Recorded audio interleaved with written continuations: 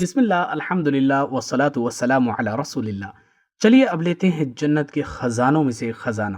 حضرت ابو موسیٰ اشعری رضی اللہ تعالیٰ عنہ سے روایت ہے، رسول اللہ صلی اللہ علیہ وسلم نے مجھے فرمایا، کیا میں تم کو جنت کے خزانوں میں سے ایک خزانہ نہ بتاؤں؟ میں نے عرض کیا، ہاں اے اللہ کے رسول۔ آپ صلی اللہ علیہ وسلم نے فرمایا کہ لا حول ولا قوت الا باللہ پڑھو۔ کسی انسان کے پاس گھر، گاڑی، کپڑے یا دوسری قیمتی چیزیں ہوتی ہیں، لیکن خزانہ ان میں سب سے زیادہ قیمتی ہوتا ہے۔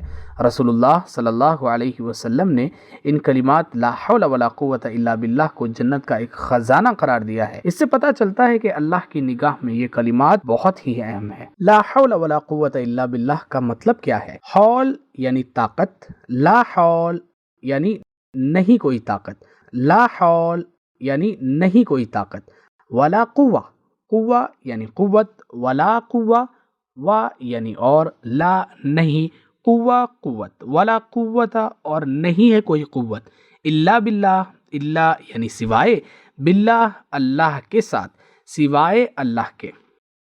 لا حول ولا قوت الا باللہ یہ ہے کہ برائی سے رکنے کی طاقت، برائی کو چھوڑنے کی طاقت، توبہ کرنے کی طاقت اللہ کی مدد کے بغیر بالکل ممکن نہیں۔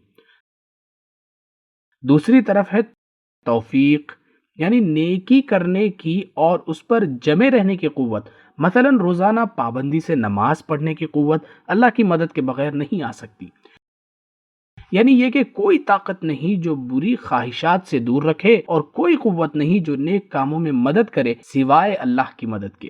کوئی بھی کام اللہ کی مدد سے ہی ممکن ہے۔ بیماری سے شفا پانا، غریبی سے اور مشکلوں سے نجات پانا، اور اپنے تمام کاموں میں کامیابی حاصل کرنا صرف اور صرف اللہ ہی کی مدد سے ممکن ہے۔